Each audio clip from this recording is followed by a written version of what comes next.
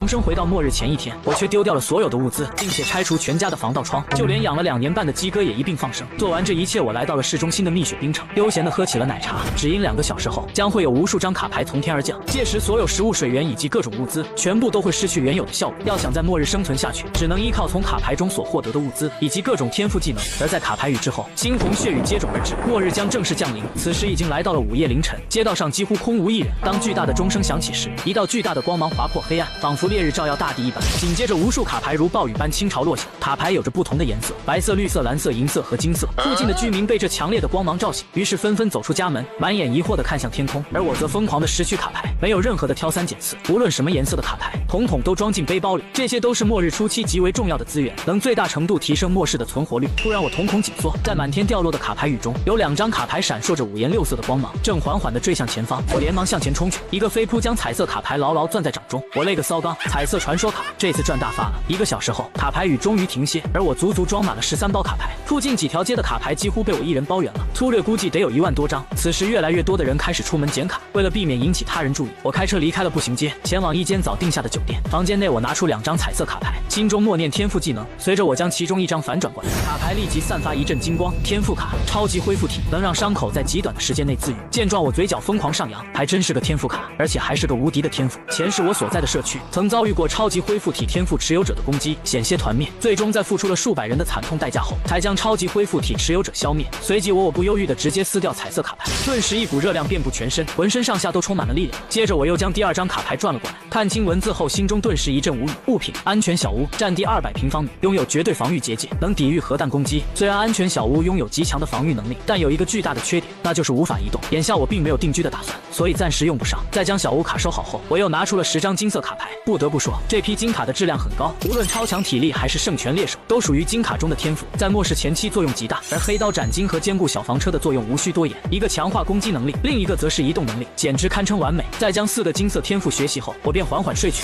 早上8点，原本蔚蓝的天空突然变黑，成千上万的血色雨点从天而降，无数血淋淋的人形生物从血腥中冲出，扑向身边的人开始疯狂撕咬，顿时一片片惨叫声响彻整个城市。此时的我站在窗边，一脸平静。这番景象对于在末世活了5年的我来说，连开胃小菜都算不上。可就在我打算整理一下卡牌时，房间大门忽然被撞开，一名年轻女子摔了进来，并且她的身后还跟着3只血尸。年轻女子惨叫着伸出手，救救我！见状，我直接飞身冲去，哐当哐当3拳将血尸解决。年轻女子吓傻了，眼睁睁地看着3具血尸倒地。我看着眼前的女人微微一愣，柳如烟。闻言，柳如烟一愣，你认识我？我笑了笑，这么大的明星谁不认识？柳如烟俏脸一红，有些心虚，什么大明星，连18线小明星都比不上。前世我在末世开启后的半个月，遇到了柳如烟，正是得到这个女人的帮助，我才勉强的活下来。后来我们所在的幸存者聚集点被尸潮攻破，从那以后就再也没有见过她。严格意义上来讲，柳如烟曾救过我一条命，她也是这末世下为数不多的好人。此时我玩味的看着柳如烟，我这边正好缺个人手，你要不要加入我？柳如烟几乎没怎么犹豫，现在外面环境复杂，还有怪物，刚刚这个男人一拳就打死了那些怪物，应该是个很强的人，跟他在一起显然很安全。想到这，柳如烟果断点头答应下来。临近中午12点的时候，原本安静的街道突然出现一支由人类组成的队伍，每个人都携带了武器。周围血尸发现有人类活动，顿时咆哮着一拥而上。然而这支小队的战斗力可不一般，几十只血尸根本没等靠近，就被砍成了碎片。好厉害呀！柳如烟在窗边看热闹，忍不住的朝他们喊了声救命。我眉头一皱，这时再想做点什么已经来不及了，因为小队的目光已经齐刷刷看了过来。2分钟后，酒店大堂内，周文看着柳如烟，眼神异常火热。柳小姐，我是你忠诚的粉丝啊，没想到老天爷这么好，让我在这里与你相遇。柳如烟客气的回了一句：“你好，你们准备去哪里？”当然是猎杀血尸了。柳小姐要不要跟我们一起？我们强得很。闻言，柳如烟有些疑惑，现在不是应该找个安全的地方躲起来吗？为什么要主动招惹那些怪物？周文笑了笑，那些血尸身体里有卡牌，万一运气好出个蓝色技能卡，生存几率会提高很多。见状的我直接插嘴拒绝：“不必了，我们能保护好自己。走了，我们回去。”而周文前却一脸坏笑的看着我：“这位小哥别这么着急走了，不知道你昨晚弄到几张卡？有没有蓝色或银色的？”我转过身，卡牌的话倒是有几张，说着便掏出10几张银卡。顿时众人的眼中充满了贪婪。周文咽了咽口水，给身后的人使了个眼色，随即脸色一变：“你一个人拿这么多卡多浪费啊，不如让我们来替你保管。”柳如烟这才反应过来，急忙道：“我们能保管好。柳小姐，我劝你们还是乖乖交出来吧，要是脸蛋弄花了可就不好看了。”这时我嘴角一歪，你要不要猜一猜，为什么这些银卡我会放在身上而不自己用呢？闻言的周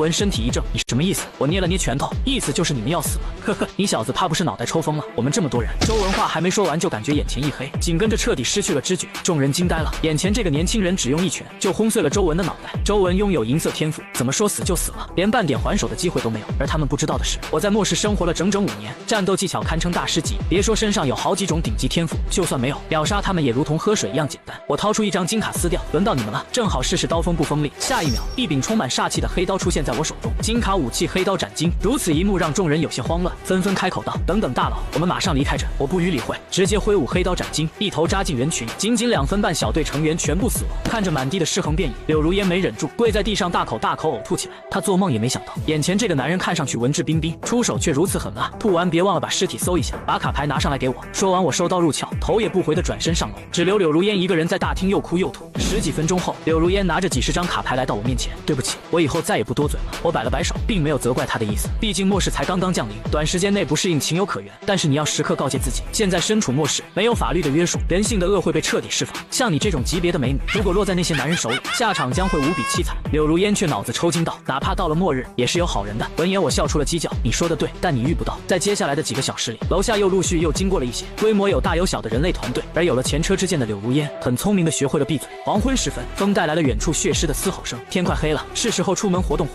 说完，我将5张银卡丢给柳如烟。柳如烟将银卡一一翻开，发现这5张卡无一例外都是光环技能。见状的他当即有些无奈，这是打算把我培养成工具人了。柳如烟虽然有些倔，但不妨碍他是个聪明人，不聪明也没法混迹鱼龙混杂的娱乐圈。我笑了笑，你不懂了吧？铁打的辅助，流水的 C， 工具人才香呢。不仅能带给身边人巨大增益，本身也具备一定自保能力。万一你被其他团队俘虏，他们也不舍得杀你。柳如烟点了点头，开始一一学习。之后我俩将10几个背包转移到酒店门口，随即我撕碎房车，金卡朝前方一扔，一辆中型房车赫然出现，金卡兼顾小房车，房车内灯光如昼。柳如烟喝着咖啡，吹着空调，有条不紊地继续为卡牌进行分类。在其手边放着晚餐蓝卡，4只清蒸大闸蟹蓝卡，一盆麻辣小龙虾。此时柳如烟来到副驾驶位置，问道：“我们这是去哪？”要我说，咱们有这么多卡，用1-2年都够了，没必要再去冒险了，找个地方苟起来才是王道。我摇了摇头，想要在末世长期生存下去，得主动搜刮物资，尽可能的武装自己，没有实力苟起来，只能当做别人的仓库罢了。闻言，柳如烟不解地问道：“那为什么要选择晚上？”我淡然一笑，因为晚上的血尸更狂暴，掉落的卡牌品质更高，而且晚上还会出现一种新的怪物夜魔，一种速度快、力量大、防御高，除了眼睛看不见，其他属性基本都拉满的存在。柳如烟听完夜魔的描述，有些胆怯。既然夜魔那么恐怖，咱们还是别招惹他了吧。我摇了摇头，风浪越大鱼越贵，击杀夜魔最次也能掉落银卡，运气好的话还能掉出金卡，甚至是彩卡。10分钟后，我将房车停在一个小区门口，在我们前方的空地上，有数十只血尸正在疯狂啃咬着尸体，其中有一个庞大的身躯格外显眼，目测有2-3米高，体重500斤以上。柳如烟捂住嘴，眼睛瞪得比篮球还大，明显被吓得不轻。我熄灭车灯，同时拔掉车钥匙，单手提着黑刀斩金走了下去。随着我的接近，血尸仿佛嗅到了我身上的味道，直接丢下美味大餐，咆哮着朝我冲杀过来。我淡定地横着一刀劈出，几只血尸直接被分成2.5块，再出刀又是几只被砍杀。这几十只血尸连我的衣角都没摸着，就被如数斩杀。此时夜魔低吼着缓缓转过身体面向我，他相比血尸具有一定的智慧，直觉告诉他眼前这个人类很强，需要小心应对。我甩了甩黑刀上的血水，一个飞身冲去，夜魔也动身一跃，7-8米高的身体仿佛一座小山丘般朝着我碾过来，2尺长的锋利爪子疯狂挥动，我一个滑铲钻到夜魔身下，黑刀斩金猛地向他的腹部捅去，没有任何悬念，夜魔身体被我捅穿，血浆四溅倒在了地上，但他没有死，而是在地上疯狂的垂死挣扎。我对着夜魔脑袋就是一刀，直接将其送去见鸡哥。本次战斗的战利品白绿蓝卡总共15张，银卡3张来自夜魔。这时柳如烟也跑到周围的人类尸体上，开始不断的翻找起来。可能是1天之内见了太多尸体，柳如烟的恶心下限被刷新，除了开始有点反胃，后来竟慢慢习惯了这种味道。不得不说，柳如烟撅着翘臀认真翻找的样子，让我这个正值龙死之年的小伙子有些躁动。搜刮完卡牌后，我再次开着房车前进。10几分钟后，我猛地一踩刹车，柳如烟意识到肯定出了什么事，赶忙冲过来，透过车窗，他看到了令他毕生难忘的一幕：前方几百米处有一颗5-6米高、血淋淋的巨大心脏不断跳动，这恶心的心脏四周游荡着上百头漫无目的血尸。柳如烟急忙捂住嘴，眼中充满恐惧与震惊。那是什么？可我却笑出了犄角，一颗即将变异的血心，我们的财富密码。柳如烟愣了一下，你打算怎么对付那个东西？不着急，还没到时候。说完，我就将车内外的灯光都关闭，然后坐在驾驶室，远远观察那颗巨大的血心。原本我的计划是一路朝东边开，去隔壁海城寻找一位故人，顺便猎杀夜魔，再清理一些小型的血腥。奈何计划赶不上变化，没想到刚到十字路口，就发现了一个即将蜕变的巨型血腥。我自然不舍得走，要知道蜕变之后的血星出卡率比普通血星和夜魔高了10倍都不止，但现在唯一的问题是，不知道要等多久才能等到血星蜕变。2个半小时的时间不知不觉过去，那些原本呆滞的血尸突然像是发现了什么，朝着十字路口右侧嘶吼着冲了过去。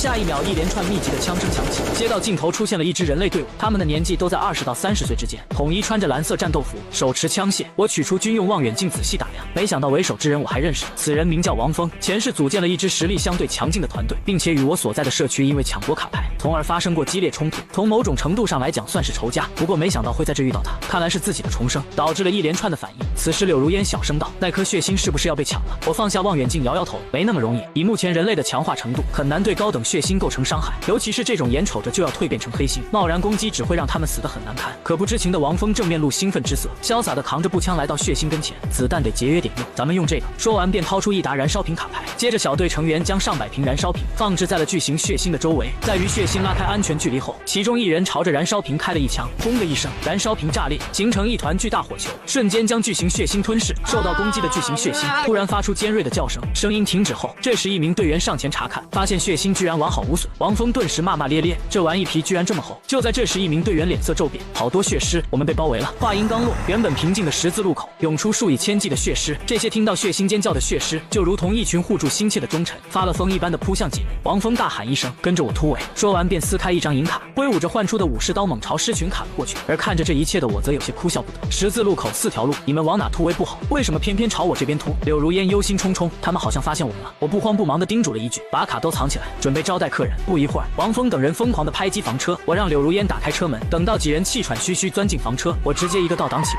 朝着相反方向开去。10分钟后成功甩掉了狮群，我将车停在路边，想让王峰几人下车。王峰眼神中闪过一丝阴狠，小子，谢谢你救我们，不如送佛送到西，你把这辆房车也送给我们吧。柳如烟气得自家奶牛抖3抖，你们怎么能恩将仇报？王峰嗤笑一声，都世界末日了，还在这跟我讲道理，你是小孩吗？这么幼稚。这时一名队员开口道，头，这姑娘真带劲，留下来吧。王峰哈哈大笑地看向我，看在你救过我们的份上，就留你一命，赶紧滚，感谢大哥不杀之恩。说完我一个闪身，用一柄军用匕首割断了2名队员的喉咙。王峰大惊失色，不等他站起来，我回手一套，一颗子弹直接爆了王峰的头，剩下几名队员吓得直接跪在地上求饶，我没给他们机会，直接扣动扳机送去见太奶。不到10秒，整个小队全军覆没。接着我又将车开回十字路口，映入眼帘是密密麻麻上千只血尸。可以肯定，附近3公里范围内的血尸都在这。我叹了口气，看来这次得下血本了。我利用无人机先将汽油浇在那些血尸身上，接着又将燃烧瓶运到狮群上空。随着燃烧瓶落入狮群的一瞬间，下方顿时化作一片火海，上千只血尸就这么被烧成灰烬。消灭血尸群后，我将房车上的尸体都搬了出来，依次扔到血星旁边，然后回到车里观察起来。约莫等了2分钟30秒，一条条大指粗细血管般的触手破土而出，扎在几具尸体上吸收起来。不一会儿，偌大的血星突然震颤了一下，一股难以形容的诡异气息从他体内散发出来。我面露惊喜，终于要蜕变了。成功蜕变后的血星强的变态，目前没有任何个体拥有单挑黑星的能力。不过在蜕变过程中，血星会将所有能量都调动至核心部位，其余部位只留有微弱的力量用于防守。但对于我来说，这些防御等同于没有。此刻正是血星是最脆弱的时候，我拎着黑刀径直走向血星，轻松无比地划开外壳，走进血星内部。映入眼帘的是一枚悬在半空、正逐渐变色的球体。在心脏彻底变成黑色的瞬间，我手起刀落，将黑星核砍了下来，然后迅速地跑回房车。房车内，柳如烟脸上写满好奇，这就是黑星核吗？我点了点头，将黑星核放在餐桌上，深呼吸的同时，双手握刀，心中呐喊来几张牛逼的卡片。黑刀斩落，黑星核顿时化作一团灰烬消失，同时桌子上出现了一摞卡牌，足有10几张。我拿起卡牌依次看了过去，总共16张卡牌，除了8张银卡外，有6张金卡，2张彩卡。金卡除了食物卡和生物学家暂时没用外，其余4张卡都可谓是极品，尤其是危险感知，能进一步保证生存率，减少被偷袭的概率。在将金卡收好后，我掀开其中一张彩卡，上面的介绍震惊的我目瞪鸡呆。天赋玉气术，使拥有者获得操控灵气的能力，使用条件开启8脉。我兴奋之余还有些小郁闷，这绝对是彩卡中的幻神级天赋，但条件有点苛刻，我暂时还学不了。所谓的8脉指的是4张金卡天赋，任督2脉、冲带2脉、阳维阴维2脉和阳敲阴敲2脉，我目前才只有2张，看来这个天赋现在还学不了。将玉气术收好后，接着掀开第2张彩卡，看清彩卡的内容后，我再次震惊的目瞪鸡呆。我勒个骚刚，这批卡的质量这么顶吗？防具电子防护手环，只要有电就死不了一点。这电子防护手环前世我见人用过，需要耗费银卡电池为其充电，充满电后可以抵挡3次致命攻击或若干次普通攻击。见状，我迫不及待将手环戴在手腕上，并掏出3张银色电池卡充满电，接着将手枪递给柳如烟，来，冲着我的脑门开一枪。柳如烟一脸诧异，这不好吧？放心打，我买了保险的。见我这么肯定，柳如烟咬咬牙，扣动扳机，砰的一声，子弹在靠近我的瞬间便被一层防护膜所吞噬，同时手环上的能量条也减少了1格。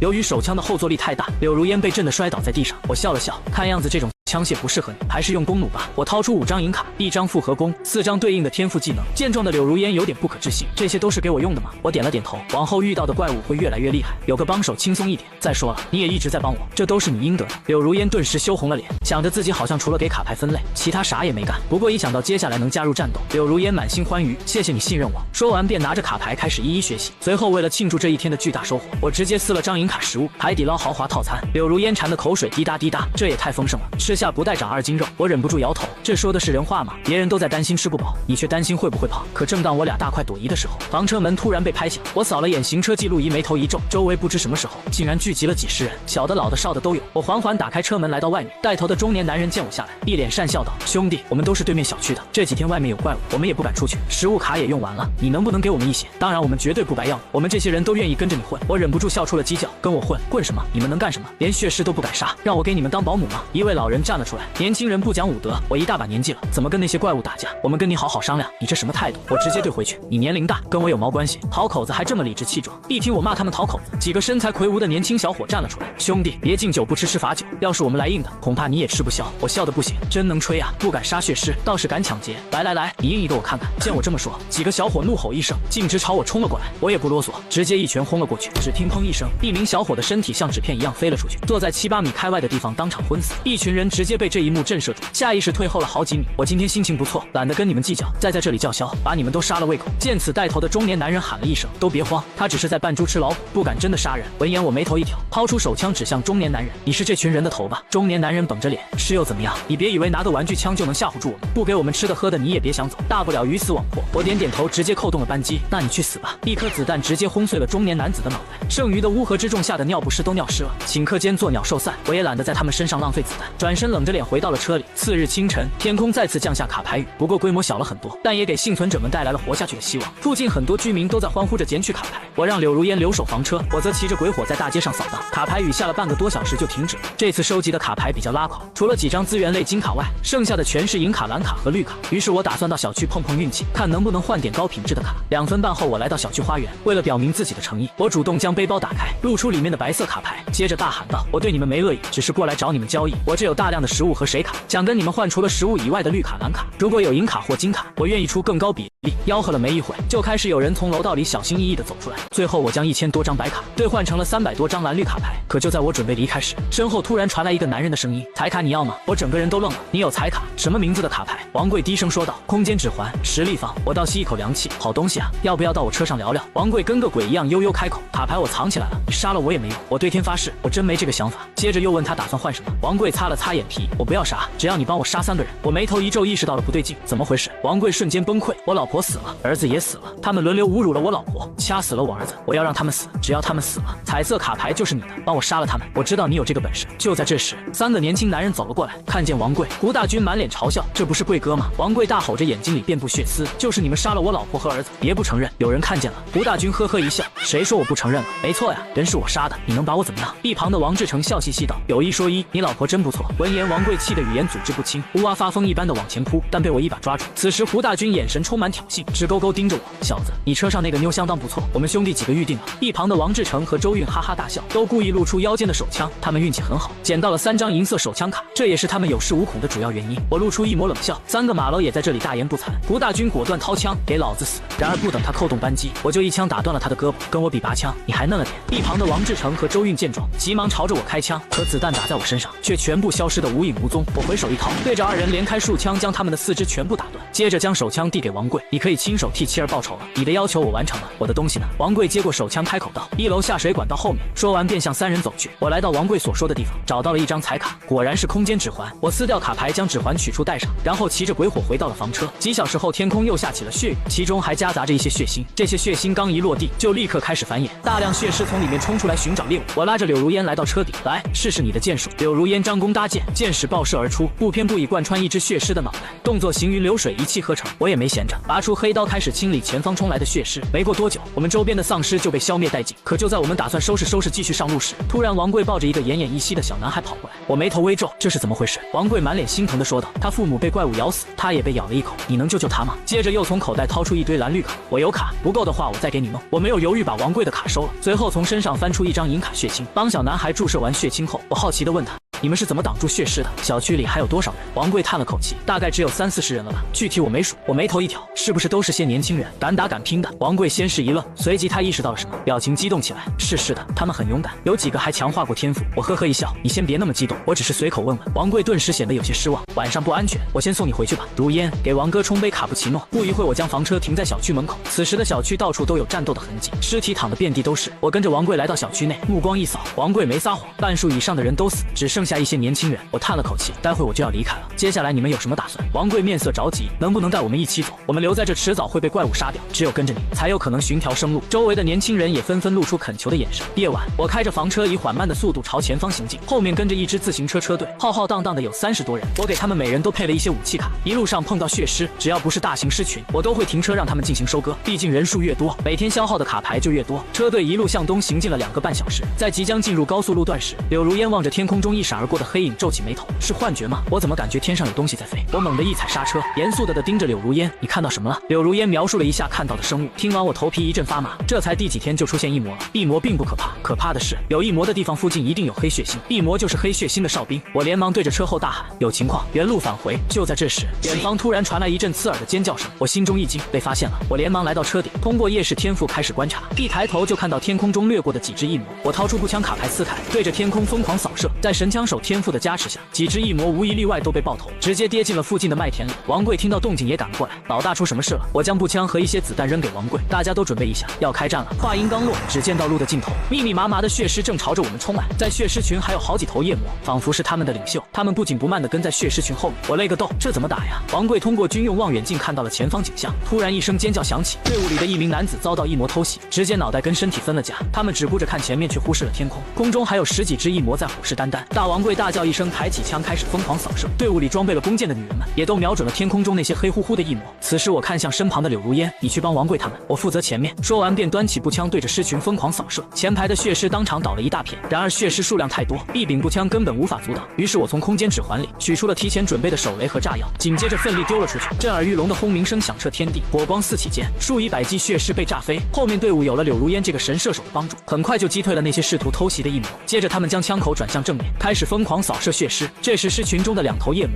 顶着子弹和弓箭朝我冲了过来。见此我冷笑一声，来得好，黑刀出鞘，一道锋利的剑气扫过，将500斤的夜魔一分为2，残断的身躯里涌出大量鲜血。紧接着我向前迈出一步，又是一记横刀劈出。夜魔察觉到危险，想要躲闪，可惜来不及了，半个脑袋直接被砍飞。虽然弹指间灭掉2只夜魔，但我冷漠的脸上丝毫没有半点表情，重新抄起步枪对着尸群扫射。几分钟后，尸群不再前冲，开始缓缓后退。我抬手示意众人停火，不要浪费子弹。当我扫视后方人群，心里一阵欣慰，除了最开始被偷袭的那名队员，王贵团队不仅没有其他伤亡，还灭杀了几百头血尸。在搜刮完战利品后，我开始带着车队往回撤，直到远离了黑血腥的势力范围才停下来。为了庆祝这场胜利，我拿出了很多蓝绿色物资卡，看着众人围着篝火边吃饭边聊天，这一幕好像回到了末日前。房车内，我拿出一张从夜魔身上搜刮来的金卡查看，武器金卡，血纹长枪，这种冷兵器只有学过与之相匹配的技能天赋才有用，一般人很难驾驭，我暂且用不上。次日清晨，一辆军用卡车在距离营地250米的地方停了下来，5名全副武装的男子从卡车里跳出来，领头的中年男子满脸笑容地说道：“我叫李正气，来自团结屯社区，你们领袖是谁？我想跟他谈谈。”我笑着迎了上去：“这位大叔，有什么事吗？”李正气笑道：“是这样的，我的营地有坚固的防线和充足的物资，你愿不愿意带你的人跟我回营地？咱们抱团一起对抗那些怪物。如果到了地方不满意，随时走都可以。”不得不说，李正气这番话说得很有诚意。我想了想，反正看看也没什么损失，于是便带着队跟着李正气前往了社区。临近中午，车队停在了一个酒楼门口，来到里面，只见满地的帐篷，里面住着不少难民一般的幸存者。这时，一名年轻人神色匆匆地跑过来：“老大，山哥出事了，他被血尸咬成重伤。”李正气惊呼一声，连忙跟着年轻人往楼上跑去，直接把我们一行人撂在了酒楼内。一旁的副手陈奇连忙道歉：“诸位不好意思，家里出了点事，麻烦你们先在这休息一下。”我摆了摆手：“没事，你们先忙。”2分半后，李正气从楼上走了下来：“抱歉冷落大家了，我们另一支搜索队遭遇尸群攻击，队长受伤了，我刚才去处理他的事情。”我随口询问道：“伤得很严重吗？”李正气叹了口气：“非常严重，8个人出去，回来的只有老黄一个，而且我们手里已经没有血清了。”说完又看向我：“小哥，你手里该不会恰巧有血清吧？”看着李正气充满期盼的目光，我一脸笑意：“虽然银卡血清我身上确实有，但是我得留着以备不时之需，毕竟我我的团队也有30多人，万一谁被咬了，到时候拿不出血清怎么办？李正气点了点头，说吧，什么条件你才愿意给我血清？我嘴角一歪，不知大叔你手里有没有天赋类金卡？李正气被噎了一下，拿银卡换金卡，你特么趁火打劫啊！我一本正经的说道，银卡血清是比较特殊的存在，价值其实跟金卡差不多。李正气咬咬牙，随即从怀里摸出一张金卡，我接过一看，顿时震惊的目瞪鸡呆，天赋金卡，阳敲阴敲二脉。见状我直接笑出了声，如此一来，只要找到阳为阴为二脉，就能学习玉气术，末世初期就能开8脉学会玉气术，这强的我都不敢想象。李正气拿到血清卡后，急急忙忙冲到楼上给黄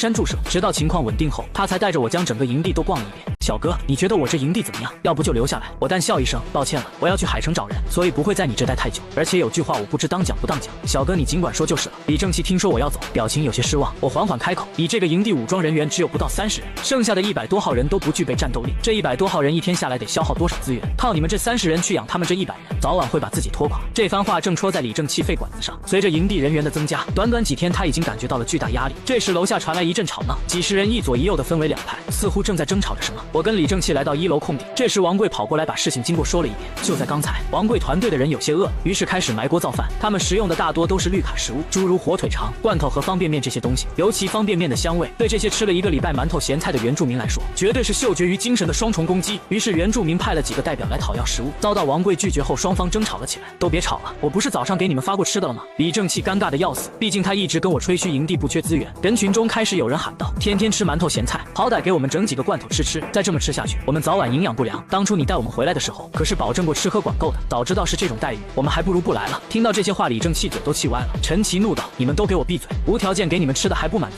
为了给你们找资源，山哥差点把小命丢在外头，现在人都还在昏迷，你们说这种话丧不丧良心？我眼见争吵变成了窝里斗，便给王贵使了个眼色，让他带人收拾东西准备离开。大家放心，食物的事我一定会搞定，希望你们给我点时间。李正气身心俱疲，悔不当初，好端端整这么一堆累赘过来干嘛？这时一名身上缠满纱布的男子跑了过来，李正气赶紧过去搀住他。老黄，你醒了，你不好好休息，下床干什么？黄山没有回答，反而神情更加激动。这地方不安全，咱们得赶紧离开这。我本来都准备进房车了，但听到这话却脚步一停。你是发烧烧傻了？我们这怎么会不安全？李正气满头雾水。黄山气喘吁吁地坐在台阶上，眼神畏惧道：我们小队在搜刮资源的时候遭到狮群攻击，那群家伙身体硬得跟石头一样，子弹打不透，我们弹夹都打空了也没能干掉一只。李正气一脸不可置信，这怎么可能？我拍了拍李正气的肩膀，告诉他，确实有可能。如果某个人学习了光环天赋，又变成了血狮，那么就有一定概率继承这个天赋。听黄山老哥的描述，我猜测是子弹抗性光环，普通枪械对他们的杀伤力微乎其微。李正气闻言有些震惊，那要是遭遇这种血狮怎么对付？很简单，用冷兵器或者弓弩。我又询问黄山，你在什么地方遇到的那群血狮？西边差不多10公里的地方。由于黄山受伤很严重，说完就被陈七搀扶着回屋里休息。这时我把李正气叫到一边，大叔，我想借你的卡车用一下。李正气表情古怪，你明知道那些血狮有天赋还要去冒险？对此我淡然一笑，不知大叔可听闻风浪越大鱼越贵？再说了，有一群不怕子弹的血狮在附近游荡，你就不怕他们晚上睡觉钻你被窝里吗？李正气点点头，借车没问题，但我有一个要求，我来开车，我带陈七跟你们一起去。我嘿嘿一笑，就这么愉快的决定了。事不宜迟，咱们赶在天黑前搞定那群血狮。不一会，2辆车停在了黄山所说的地点，几百米开外是密密麻麻的血狮，数量不会少于300只。李正气透过望远镜看到了前方的一切，用燃烧瓶或者炸药吧，可我却摇了摇头，能不用最好别用。燃烧瓶和炸药这种大规模杀伤性武器确实能有效杀伤血狮，但也会在最大程度上摧毁血狮体内的卡牌，非常影响掉卡率。而我这次的目的是变手刃那只光环血狮，看能不能把子弹抗性光环爆出来。这可是彩色传说卡牌，有了这玩意，我就再也不怕被人用枪械攻击了。不用炸药的话，那么多血狮有点难杀呀。李正气嘀咕了句，他还是头一次遭遇这种规模的狮群。相比之下，昨晚才跟狮巢厮杀过的王贵团队更要淡定一点，已经做好了随时战斗的准备。我拔出黑刀，对着众人喊道：今晚能不能加餐，就看这战了。王贵高声回应：兄弟们跟我冲！接着举着防爆盾牌挡在最前头。团队里的男性有样学样，20多人愣是用盾牌撑起一堵墙，牢牢地挡住了狮群的进攻。李正气拿短刀在衣服上蹭了蹭，随后竟直接原地起跳越过盾墙，接着一头扎进了狮群里。王贵一愣，我勒个骚刚，什么玩意咻的一下过去了？我有些发愣，不知道李正气为何作死。然而下一秒就看到李正气所处的位置残肢满天乱飞，他就像个人形绞肉机一样，仅凭一己之力和一柄砍刀，便在狮群里杀出了一条血路。陈七露出骄傲的表情，强不强？这是我老大的哥布林天赋。我笑了笑，心中暗道，金卡天赋的杀伤力不可能这么夸张。这李正气显然有所保留。这时一只白毛血狮出现在我视线内，我挥舞着黑刀也一头扎进血狮尸群内，目标直指后方的白毛。拥有光环的血尸身体各部与正常血尸无异，只是脑袋上会长出一些白色毛发。仅仅2秒半，我便杀到了白毛血尸跟前，一刀将其头颅劈开，迅速取出光环卡牌，随后将其塞进了空间。这时身旁忽然传来李正气的怒吼，只见他双手抓住一辆汽车残骸挥舞过去，瞬间扫倒10几只围拢过来的血尸，然后他将汽车残骸远远扔了出去，又是10几只血尸被碾成碎片。这么强的吗？这很明显是彩塔的能力，应该是霸王或者怪物。尸群在没有了光环血尸的增益后，王贵和陈七开始疯狂扫射尸群，前后不到5分钟，血尸就被清理得一干二净。事后李正气坐在地上大口的喘着粗气，他一个人干掉了100多只血尸，早就累得不行了。我伸手把李正气拽起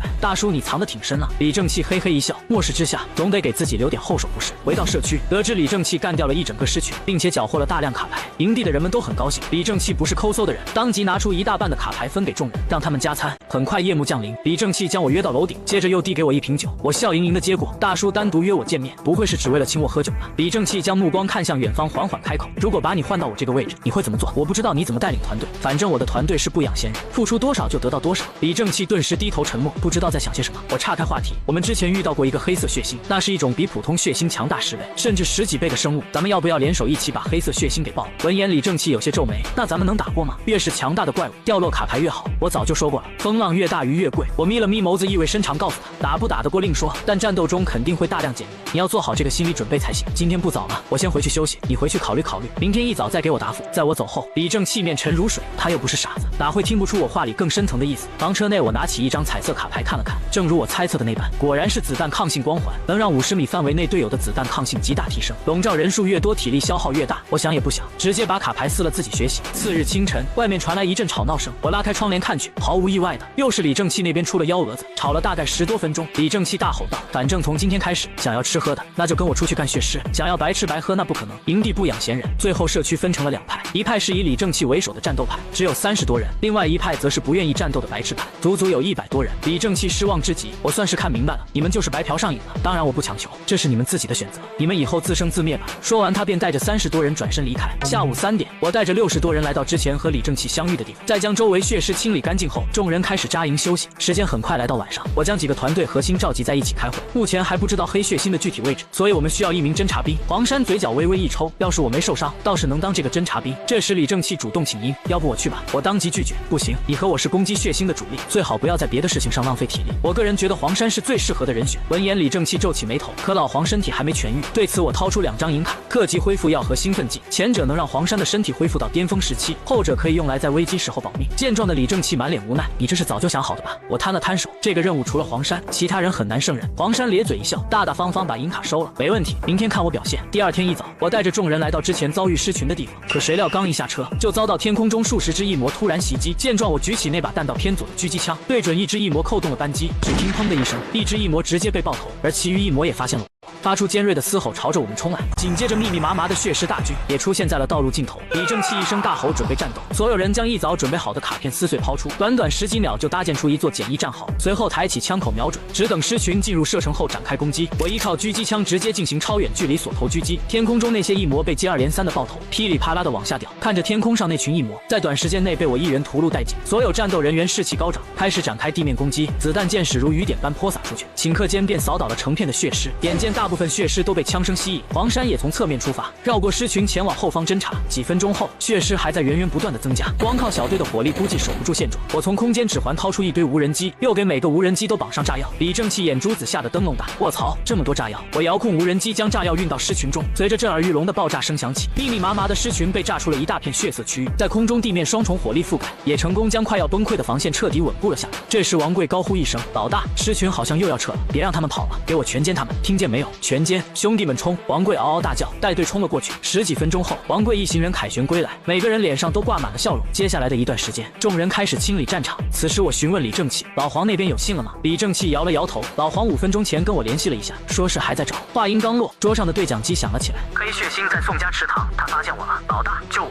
有怪。”对方话还没说完便没了声音。李正气倒抽一口凉气，老黄出事了，说着便朝外面冲去。不一会我们来到了宋家村外围，我一把拉住想要冲进去的李正气，冷静点，别那么冲动。李正气愤怒的狠狠一拳砸在地上，他无法接受黄山已经牺牲的现实。我拿起望远镜向宋家村看去，此时的宋家村全部笼罩在灰蒙蒙的雾气当中。我通过危险直觉天赋，能明显察觉到迷雾中存在着恐怖的生物。想到这，我赶回高速公路，见众人休息的差不多了，便招呼他们一同前往宋家村。路上我掏出一张金卡递给李正气，李正气接过金卡愣了一下，这是普通冷兵器，对黑血腥伤害很低，这武器先借给你用，用完了还我。李正气也不客气的满口答应下来。他将金卡撕开，下一秒手中便多出了一柄血红色的金属长枪，枪尖寒光凛冽，异常锋利。我提醒他待会听我指挥，不管看到什么也不要乱，更不要慌。进入宋家村后，仿佛来到了另一个世界。这片灰蒙蒙的空间里，阳光根本照不进来，偌大的宋家村死一般寂静。这时王贵跑了过来，身后跟着个20出头的女子。老大，胡春丽是宋家村的人，他知道宋家村祠堂的位置。随即胡春丽抬手指了一个方向，祠堂就在这条路的尽头，左拐走大概10分钟就能到。我点了点头，好，有了位置总归好点。你叫胡春丽是吧？记你一功。接着一行人在胡春丽的指引下，缓慢朝着祠堂方向走去。此时李正气小声嘀咕着：“真安静啊，静得我都有点心慌了。”陈七低声道：“老大，咱们走了一路，血迹倒是见了不少，可怎么连一具尸体都没看见？”我眯了眯眸子，停下脚步。要不是陈七提醒，我差点忽略了这条最显眼的线索。从末世降临到今天，不过才短短10几天，就算宋家村的人被血尸杀光，也不可能连一具尸体都没有，这很不对劲。我嘴角微抽，不会中大奖了吧？可突然地面一阵抖动，紧跟着是重物碾过地面的声音，在100米开外的地，一头巨大无比的怪物昂起了脑袋。当众人看清楚那怪物是什么后，全都吓得脸色惨白，更有甚者被当场吓得尿不湿都尿湿了。这是一头巨大无比的蜈蚣型怪物，它的身躯跟火车相比也毫不逊色。李正气倒吸一口凉气，我勒个骚刚，这到底是什么东西？拥有特性的黑血腥。我叹了口气，一时间不知该高兴还是该郁闷。黑血腥是血腥的升级版，而在升级的过程中，有一定的概率产生变异。通常这种黑血腥又被称为异种黑猩，要比普通的黑血腥更加稀有。要是知道宋家祠堂里的这颗黑血腥是一种，打死我也不会过来找刺激。但既然来了，断然没有逃离的道理。巨大蜈蚣显然发现了人类团体的存在，扭动身体飞快爬了过来。王贵大吼一声，连忙开枪射击，子弹噼里啪啦落在蜈蚣身上，虽然掀起了片片血花，但根本阻拦不住蜈蚣前进的速度。即使我手中的狙击枪能打出一个血窟窿，这对几百米长的巨大蜈蚣来说，跟挠痒痒没区别。我将狙击枪收回到空间指环中，随后取出鬼火摩托。老李，给我争取点时间。李正气知道我想干什么，狠狠一咬牙，你快去快回，这鬼东西我坚持不了多久。我骑着鬼火冲了出去，趁着众人吸引火力，打算去偷家干掉一种黑猩。李正气狂吼一后奋力跃起，挥动血轮枪狠狠地扎在蜈蚣头上。虽然枪身没入蜈蚣头足有半米，但效果不大。巨大蜈蚣只是用力一甩，李正气就连人带枪被甩飞了出去。陈七惊呼一声，连忙朝着李正气跑去。巨大蜈蚣仿佛注意到了陈七，甩动着身子向他袭来。下一秒，陈七的身体被触角贯穿，直接失去了生命。李正气从废墟中爬起来，看着自己又一个兄弟死去，滔天怒火再也抑制不住，他仰天怒吼一声，抄起血纹枪再次冲到蜈蚣身前，用尽全身力气捅了进去。而蜈蚣并不在意李正气的攻击，扬起巨大脑袋朝着人群重重砸了下去。另一边，我顺利来到宋家祠堂，直接拔出黑刀斩金走了进去。忽然耳边传来一道破空声，两只夜魔竟从身后展开偷袭。反应过来的我手起刀落，瞬间将夜魔斩成2截，随后头也不回迈步走进祠堂。此时的黑血腥身边没有任何怪物存在，见状的我嘴角微扬，以双手持刀的姿势狠狠劈向黑血腥。黑刀毫无阻隔地切开外壳，大量粘稠腥臭的黑血飙射而出。遭遇攻击的黑血腥顿时发出尖锐的鸡叫声，而目前狮群早已被剿灭，唯一能过来救援的只有那条巨型蜈蚣。正在后方与人类团队厮杀的蜈蚣听到叫声，发了疯一般的转动身体朝宋家祠堂方向爬去。此时的李正气正如天神下凡般站在蜈蚣背上，双脚深深嵌入血肉中，用以稳定身体不让自己被甩掉。腾出的2只手握着血纹枪反复捅刺蜈蚣身体，被攻击的区域早已血肉模糊，碎肉横飞，但皮糙肉厚的巨型蜈蚣没受到任何影响。顷刻间便带着李正气回到了宋家祠堂，他居高临下看着早已干瘪成一滩黑水的黑血腥，巨大的脑袋仿佛露出了绝望的表情。我躲在一旁的小巷中低声呼喊老李。闻言的李正气看向我这边一愣，随即拔出血纹枪朝地面跳来，一个冲刺做到鬼火后头。鬼火摩托的机动性在这一刻被发挥到极致，很快便回到了村中。映入眼帘的是残存的几十名瑟瑟发抖的人类，更多的人在战斗中被碾成了肉。我大喊一声赶紧撤退，王贵用力砸了砸因为恐惧而颤抖不听使唤的双腿，艰难地组织众人逃命。前脚众人刚逃离现场，后脚蜈蚣就追了过来，臃肿肥胖的身躯高高昂起。李正气询问道：咱俩一起上，打得过吗？我看着越来越近的巨型蜈蚣，不知道试试新学的技能威力怎么样。我双手握刀开始蓄力，瞬间刀身带着刺眼光芒砍出蜈蚣，那巨大无比的头颅顿时碎裂成2半。李正气见这一幕无比震惊，任何言语都难以形容此时此刻，这真是人类能够拥有的实力吗？我笑着说道：至圣斩，刚从黑血腥那学的，这技能威力比我想象中更大。咱们成功了，成功了吗？李正气茫然地看向陈七以及众多化作肉饼的尸体，悲从心中起，流下2行热泪。经过这一次的战斗，60多人的团队只剩下不到一半。我叫来王贵，拿出厚厚一叠卡，你把这些卡分下去，让大家好好休息。这次给出的卡片最次也是绿卡，卡，更多的是蓝卡和少量银卡。王贵点点头，拿着卡片回到人群中。这时我又拿出一叠卡片和一枚手环递给李正气。老李，这是你们团队的。李正气看了眼卡片，眉头一挑，这手环是啥？我解释道，这次总共2张彩卡，一张是制胜者，还有一张是这个电子防护手环，只要用银卡电池就能抵挡攻击，挺适合你的战斗风格。我的话让一旁烤肉的柳如烟差点没绷住。电子防护手环明明是2手货。李正气摇摇头，这玩意我用不上。你以为我跟你似的家大业大？银卡电池说用就用，你给我换几张实用的金卡就行了。想要什么样的金卡？我看看我这有没有。我的金卡天赋是野蛮人，彩卡天赋是蛮族之心，血纹枪挺适合我就不还你了，其他的你看着给吧。我想了想，随即掏出2张金色卡片，标枪冠军和精准投掷，没有比这2个更适合你的天赋。李正气一脸茫然，不过既然是我强烈推荐的卡片，他也没怎么犹豫，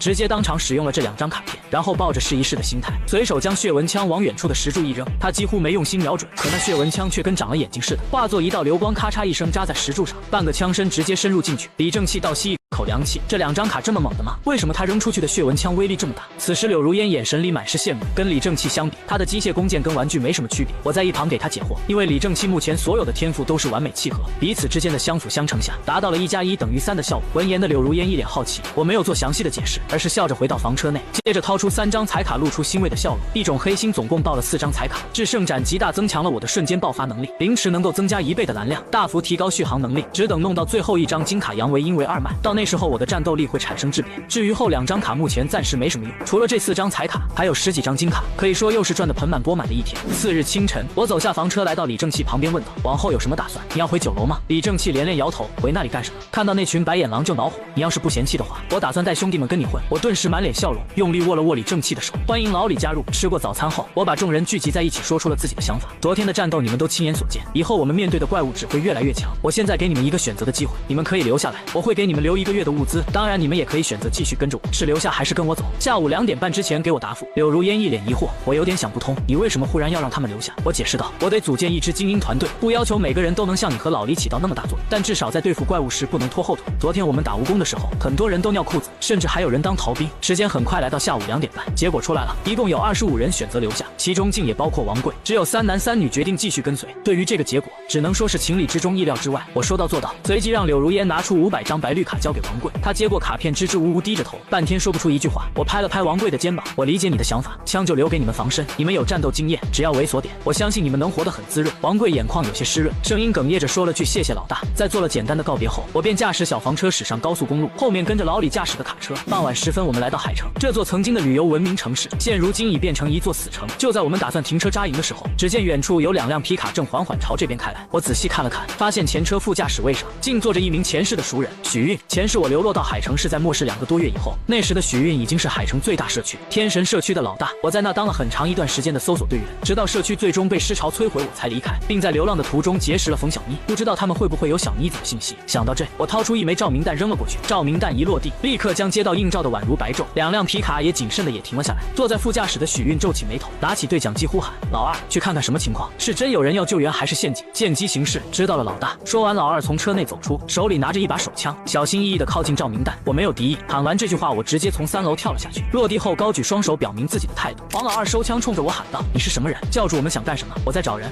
一个叫冯小妮的女人，不知道你们见过没有？此时对讲机传来许运的声音，老二，把对讲机给他。接着我们老大要跟你说话。说完，黄老二将对讲机抛给我，我们的庇护所在市南，里面有几百人，我不确定你说的这个女人在不在那群人里，你要不要跟我们回去看看你那边有多少人？对此我一脸笑意，算上我一共是9人，如果你能允许我去你们庇护所，那真是感激不尽。没问题，等你们。闻言，我开着房车跟在了皮卡后面。2个半小时后，众人就回到了庇护所。这座庇护所的规模可要比老李之前的要大得多，由人民医院改成的庇护所，附近的围墙与护栏都经过加固，每几十米一个的岗亭里有专门的人员站岗，而且花园内种植了很多植物，诸如黄瓜、西红柿、辣椒之类的，这让我大为震撼。已经开始搞种植了，这么离谱的吗？陌生人的到来很难不吸引原住民的目光，他们从各个楼层探出头看了下来，将车停好，我下车主动跟许运握手以示感谢。闲聊了几句后，许运吩咐黄老二去广播室，让人广播冯小妮的信息。不到2分钟，医院的广播响起，现在播放寻人通知，冯小妮，女，20岁，如果在庇护所请到大厅来。可等了10几分钟也不见冯小妮来大厅，我也明白大概率她没在这个庇护所，于是便就准备离开。这时许韵一脸笑意，不如先在这休息一晚，等早上我再让人帮你播报。这个点睡着了也不一定。我笑了笑，既如此，那我们就睡在外面的车上吧。当天夜里，我们就在医院庇护所空地住下，一夜无事发生。可第二天一早，天刚蒙蒙亮，外面突然传来一阵惊呼，紧跟着是刺耳的警报声。只见天空开始下血雨，无数或大或小的血星从天而降，医院内外顿时乱成一锅粥。而我则不慌不忙地举起军用望远镜往上看，心中不由一喜，这不是普通的血雨日，而是罕见的双雨日。卡片雨与血星雨同时进行。随即我带着众人爬上车顶，留下一人在下面开车。在我的指挥下，房车冲出医院大门。见此的黄老二一边劈翻血尸，一边朝着房车离去的方向怒骂：这群没用的废物竟然逃跑了，蠢蛋！没看到军用卡车还在院里吗？他们不是逃，而是去打猎了。我这边驾驶小房车离开了庇护所的势力范围，开始一边杀血尸一边捡取卡片。虽说这是9人小队第一次团队作战，却配合得相当默契。老李这个野蛮人可远攻可近守，完全充当了肉盾的角色，冲进尸群就是一通胡扫乱刺。我和柳如烟则负责远程协助老李击杀血尸，剩下的几人没有经过强化，只能在一旁捡卡片，遇到漏网之鱼的血尸杀掉便是。前面右拐500米，我给司机下达了指令，因为前面正有一张在半空飘荡的金卡。抵达路口时，10几道不善的目光直勾勾看了过来，他们不是血尸，而是一群狩猎的团体。对此我大声喊道：前面的朋友，咱们各自负责一条街，互不侵犯怎么样？搜索队的头领是个40多岁的中年人，他笑呵呵道：没问题啊朋友，你们要是捡到金卡或彩卡，咱们可以交易一下。你们那有没有杨维因为2卖的金卡？有啊，那你打算拿什么换？我们这边缺少弹药，30张银卡弹药换金卡。闻言我气笑了，30比1的兑换率，这跟抢劫有什么区别？我没有那么多银卡，只有15张，大不了我再出10张蓝卡，咱们交易一下呗。说话时我故意表现得相当稚嫩，字里行间都给人一种人畜无害的感觉。中年男人果然上了当，行吧，我吃点亏，你过来交易吧。随即我跳下房车，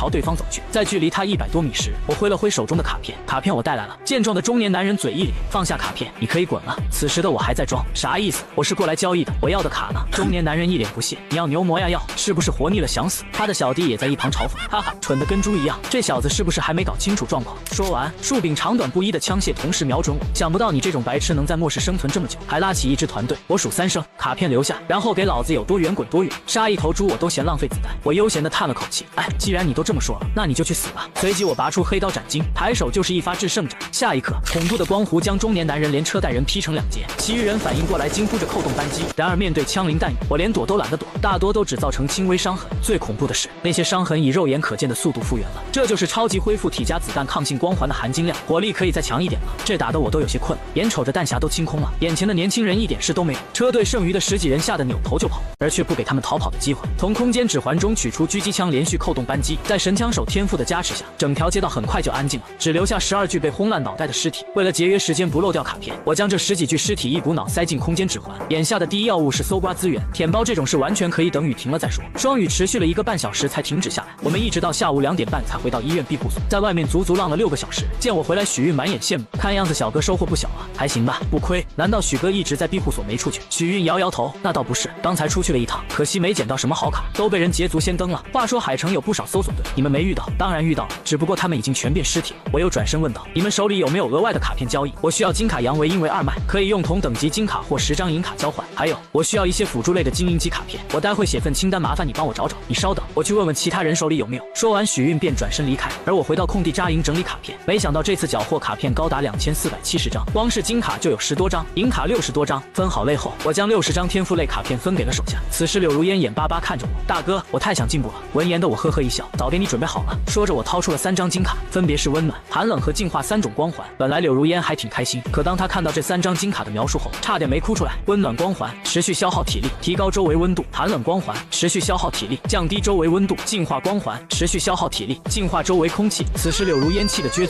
这都什么跟什么呀？空调加空气净化器，这还不直接把我榨干了？我知道你很想问这3种光环有什么用，但毕竟未雨绸缪，更何况他们还是金卡，到时肯定有它的用处。一句话就把柳如烟的嘴给塞了个严严实实。等到辅助人员的卡片全都构建完毕，我又掏出2张金卡和20多张银卡交给了老李，分别是街斗爱好者和狂热，前者提升近战攻击力，后者是技能可以提升爆发力。傍晚，许韵带着黄老二几个人来找我，告知了一个令我失望的消息，他们问遍了庇护所的人，也没找到杨维因为2卖。对于这个结果我早已预料，既然没有就算了。许哥，我准备离开了。许韵怔了怔，离开？你们打算去哪？到处逛逛吧，反正短时间不会离开海城。如果许哥你找到了冯小妮，记得告诉我一声，我定有重谢。许韵笑道，这你放心，一定会的。只是这天已经黑了，晚上血尸又多，万一遇到夜魔，很危险的。他很想把我们留下来，但我没有说话。见我去意已决，许韵笑了笑，那我就不强留了。无论找到人还是找到卡，我都会联系你，那就谢了。说完，我招呼众人上车离开了医院庇护所。这时黄老二有些不爽，老大，你就这么放他们走了？闻言，许韵瞪了黄老二一眼，这群人身上肯定有很多卡，他们就是有再多卡跟我们也没关系，你难道还想抢他们的？黄老二则一脸无所谓，抢了又怎么样？难道还怕他们报警抓我不成？现在是末世，弱肉强食，老大你太优柔寡断了。许韵摇摇头，就算是末世也不能胡来，收拾收拾，准备出发狩猎。哎，好吧，我知道了。黄老二叹了口气，可就在许韵走远后，身边2名男子对着老二说道：“二哥，我说句实话，你别不爱听，许老大是个好人不假，可他真不适合当老大，这么大的肥羊他都不宰，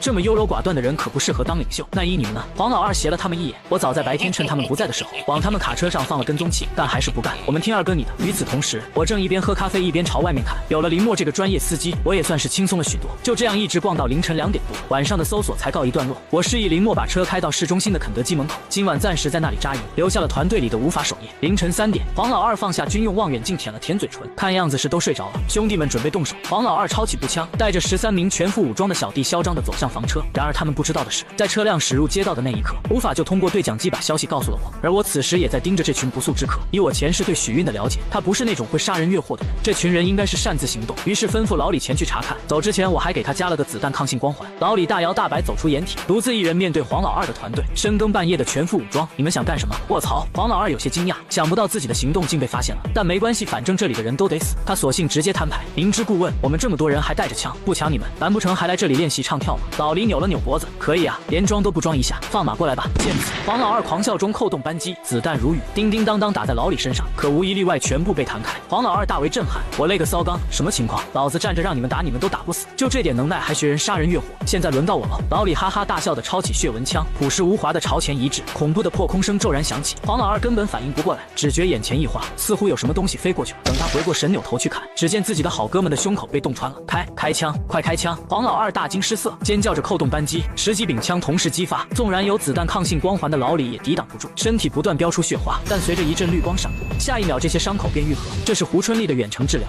妖怪！黄老二吓得浑身止不住的颤抖。下一秒，老李飞身向前准备解决他们，而我在旁边提醒老李，废了他们就行，这些人留着有用。此时医院庇护所内，忙碌了一天的许韵正坐在老板椅上闭目养神，缓缓睁眼后，他看着闹钟已指向凌晨2点半，眉头微皱，找来助理询问后得知，黄老二负责的搜索队已经出去6个多钟头了，还没回来。这时摆在桌上的手机突然响，黄老二带人偷袭我，是你的意思吗？手机那头传来我冰冷的声音。什么？许韵蹭地站起来，简单说明后我挂断通讯，示意众人去休息。老李凑了上来，你是不是想敲许韵一笔？他的人偷袭我肯定要让他放点血。转眼天已是蒙蒙亮，一支车队来到肯德基临时营地门前，许韵在一众手下的拱卫下来到门口，他死死地盯着奄奄一息的黄老二他们的手脚都被人用钝器砸碎，虽不致命，但想痊愈几乎是不可能的。这时我从房车里走了出来，许哥，你得给我个解释，这到底是几个意思？许韵深吸口气，示意众人放下枪。黄老二擅自行动，虽然与我无关，但我也有一定责任，我向你道歉，道歉我接受，除此之外，你得给我补偿。许韵料到我会这么说，苦笑一声，庇护所资源不多了，这10张银卡是我目前能拿出来最好的东西了。见状，老李眼睛一瞪，才10张银卡，你打发叫花子呢？我拍了拍老李的肩膀，让他别冲动。庇护所的难处我知道，咱们就当交个朋友，蚊子腿也是肉，卡我收下，人你带走吧，我就当晚上的事没发生过。许韵示意手下将黄老二等人带到车上，随后匆匆离去。其实根本不缺这10张银卡，缺的是一个靠得住的盟友。但在冯小妮没归队之前，把许韵团队得罪死了，对我没有任何好处。与此同时，许韵脸色阴沉的能滴出水来。我警告过你们好几次，不要招惹他们。现在好了，全军覆没，告诉我昨晚究竟发生了什么事？都怪我错估了他们的实力。昨晚只有姓李的一个人出手，此刻黄老二毁的肠子都悔青了。旭旭跟许韵讲述了昨晚的遭遇。听完事情经过，许韵倒吸了一口凉气。现在他脑海里只有一个想法，那就是只能成为我的盟友，绝对不能为敌。老大，这不是回庇护所的路吧？黄老二喝了口水，疑惑地看向窗外。你们10几个人手脚都被砸碎了，活着也是折磨，倒不如死了一了百了。许韵很淡定地说出了这句话。老大，你不要杀我，我对你可是忠心耿耿啊！真要是忠心耿耿，就不会瞒着我去干这种事了。说着，许韵叹息着弹了一记响指，数条带刺的藤蔓将黄老二吸成一具干尸。这时，一旁的美女丁原轻声说道：“如今黄老二已死，我们又损失了很多战斗人员，实在不行的话，只能采取 B 计划。”闻言的许韵捏了捏太阳穴，当初真应该听你的，只恨自己下不去手。丁原潸然一笑：“好了，停车吧，我去把后面那些人处理掉。”顷刻间，惨叫声此起彼伏，惨绝人寰的惨叫持续了整整2分半。再次出来的时候，丁原已露出了心满意足的笑容。时间来到2天后，我正带着团队奋力地清扫着血尸，附近几10只血尸发了疯一般朝我们冲杀过来，但迎接他们的是如雨般的剑士。此时老李奋力地投出血纹枪攻向夜魔，可让老李没想到，夜魔居然爆出了让我一惊的好东西，是一张彩卡交易终端机。这玩意与其他彩卡不同，这是一种可以进行远程交易的机器，可以与其他同样拥有交易机的人进行卡片交易，即使没人可以交易，也能把不用的卡片兑换成生存点，从而购买交易终端机里自带的卡片。随即我立马撕开卡片，随着一道金光闪过，一台1米多高的交易机出现。交易终端的形状跟老虎机非常相似，操作起来非常简单便节，只需使用银卡电池充电，然后将用来交易的卡片从左侧输入即可。交易成功后，新的卡片会从右侧的输出口调出来。不过看显示的交易范围，除了我们没有第二台交易机，既如此，那就看看交易机里有什么可买。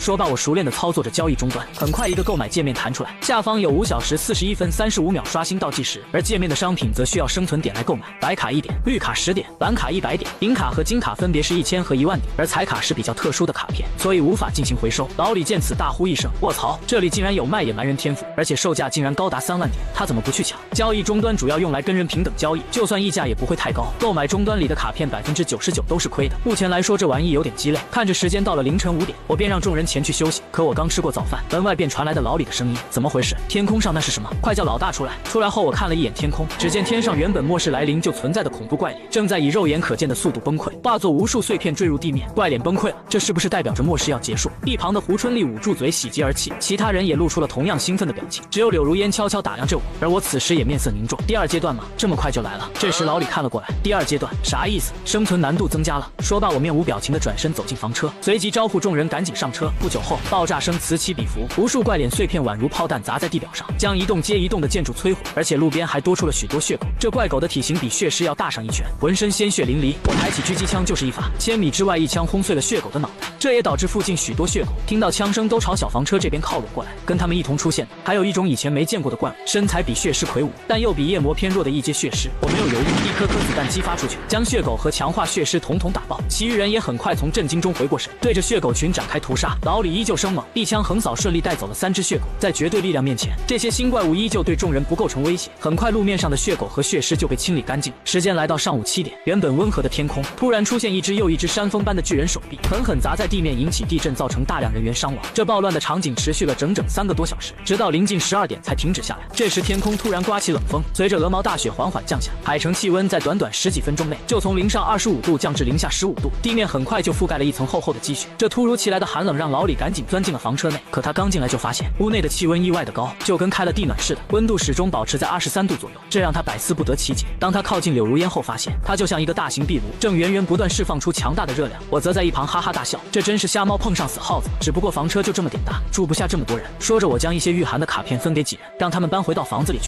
突然降温几10度，没有提前准备御寒装备的人可要遭老罪了。你说这极端气候会持续多久？说着，老李一脸疑问地看着我，我又不是神仙，哪里知道？实际上我很清楚，这场雪会持续3个月左右，且气温会越来越低，最后那半个月温度甚至会达到零下50度。许多人熬不过这极寒天气，屋外雪花飘飘，寒风凛冽。而在3个取暖器与柳如烟的温暖光环下，众人一边吃火锅一边喝啤酒。老李热得直接把羽绒服给脱了。可我正吃得高兴时，一直挂在腰间的手机突然响了，是许韵打来的。老哥，你还在海城吗？他说话的声音有些颤抖。还在，有什么事吗？你那边有没有御寒卡片？这鬼天气实在太冷了，我这的御寒卡片远远不够。御寒卡片我手里确实有一些，但怎么也不够400人用，哪还有400人？我前天就离开医院庇护所了，现在身边就30多号弟兄。许韵并没有骗我，3天前在解决掉黄老二一群人后，他回到庇护所就把所有干部叫到一起开了个会，最终决定离开医院避难所。临走时留了一批物资卡给避难所的人。这样啊，我懂了。可你也知道，物资卡难搞，你想要御寒物资，总得拿点什么来换吧？一张银卡换一套御寒卡，包括衣裤鞋袜。成交，地址给你，自己过来拿吧。半个小时后，几辆皮卡和厢式货车顶风冒雪的来到街边，许韵让其余人在外面等着，只带着丁元走进房间。他们一进屋就愣了，这特么是来到天堂了吗？屋里竟然这么暖和，而且还有啤酒和烤鸭。见状，我笑着走了过去，许哥，丁小姐要不要一起吃点？这还有不少菜呢。许韵用力咽了口吐沫，谢谢，吃就不用了，外面我的兄弟们还在受冻。先换卡吧，我需要10套。没问题。说罢，我掏出200多张白绿蓝御寒卡递了过去，并且还额外给了张火锅卡。许韵在收下后，在与我相隔一条街道的超市落脚。尽管10套御寒物资根本不够30人分，可有总比没有强，哈哈，爽。毕小弟在喝下一大碗火锅汤后，开心的叫了起来。而许韵不是那种会坐吃山空的傻子，深知越是环境恶劣，越是要出门搜刮物资，否则就算不被冻死也得饿死。于是向手下吩咐，这场雪不知道要下多久，待会吃完饭，我跟丁元带几个兄弟去打猎，你们把这超市修补一下，千万别让冷气灌进来。这时对话里的眼镜男突然开口，老大，有句话不知当讲不当讲，说吧，这里没有外人，他们只有9个人，我们有30多人，凭什么我们要吃他们的剩菜？说的没错，直接抢他们不就完事了？其他人听见也一同附和道。可许韵却面无表情道，3天前黄老二也跟你们是一样的想法，结果被人家一个人团灭，而且还不是他本人出手，人家敢把位置告诉你，就根本不怕被抢。丁元也在旁边轻声细语道，隔壁那9个人没有一个是善茬，你们还是趁早打消那些不切实际的想法。早在交换物资的时候，丁元就用危险感知察觉，刚刚与我近距离接触时，无形中就有一种巨大的压迫感。另一边，我在休息了片刻后便决定外出狩猎，老李想跟我一起去，但被我拒绝了。他是团队里唯二的高级战斗力，必须负责守卫庇护所。在简单的叮嘱了几人后，我便走了出去。没想到刚绕到街角，就看到从商店里出来的许运几人。他笑着招了招手，我骑着鬼火来到许运跟前。许哥，这是要去狩猎吗？是啊，物资缺得要命，再不搞死点怪物，我这团队不被冻死也得被饿死。说话中他打量着我的鬼火，随后忽然说道：“小哥，要不要跟我们一起行动？”我想了想，觉得是个不错的提议。虽然物资要平分，但是安全系数和效率却提升了。没问题，我擅长远程狙击，可以给你们提供远程火力增援。许运哈哈一笑，那真是太好了，正好弥补了我们缺少远程攻击手的短板。事不宜迟，咱们这就出发吧。说罢，许运掏出一张金卡，撕开后往街上一扔，一辆崭新雪地战车出现。雪地战车是适合在雪中作战的车辆，最多可容纳10人，里面非常宽敞，而且还配备了大功率的空调。见状，我立马收起鬼火，坐进车里，跟许运一行人沿着马路缓缓行驶。雪地战车开出去20分钟左右后，在前方500米外倒塌的建筑物边上，有10几头血狗和一阶血尸正漫无目的的晃悠着。我并不着急动手，而是把机会让给了许运他们。5名全副武装的男子从背包里取出武器，步行朝狗群靠近过去。血狗这种生物拥有非常敏锐的嗅觉，毫无意外地发现了几人的踪迹，一边狂吠一边奔跑过来。5人小组也不是吃素的，等到血狗进入有效射程范围后，手上的步枪齐发，大部分的血狗被打得体无完肤，只剩下几只还在苟延残喘。这时人群中身材魁梧的一人拔出长刀，手起刀落，迅速地砍翻了剩余的血狗。在接下来的半个小时里，众人又经历了数场小规模战斗，由于数量不是很多，我根本没有出手的机会。一旁的许运笑着打趣：“我算是看出来了，你这是在等大的。蓝卡已经不放在眼里了。许哥，你只说对了一半，蓝卡对我的吸引力确实不大，最重要的是狙击枪声音很大，我担心会吸引太多怪物。”我这一番无心的话，仿佛给许运打开了新世界的大门。我可真蠢，怎么把这么简单的事都给整忘了，还浪费了这么多油，直接制造点声响，把怪物引过来杀不就行了？我笑而不语，心想这人总算开窍了。随即许运将雪地战车开到一间商场门口，然后按下了喇叭，刺耳的喇叭声瞬间从空旷的街道上传递开来。2分半后，小队中的一员脸色突然变得凝重起来：“老大，他们来了，而且数量很多，做好战斗准备。”许运端起步枪来到战车车顶，我此时也将狙击枪掏了出来，左右两侧的视野镜头都出现几十上百只血狼，跟在他们后面的是一大群一阶血尸。许运见状一咧嘴，越多杀起来才越爽，今晚准备加餐。不一会，左右两侧的尸群已经进入了射程，众人立刻开火，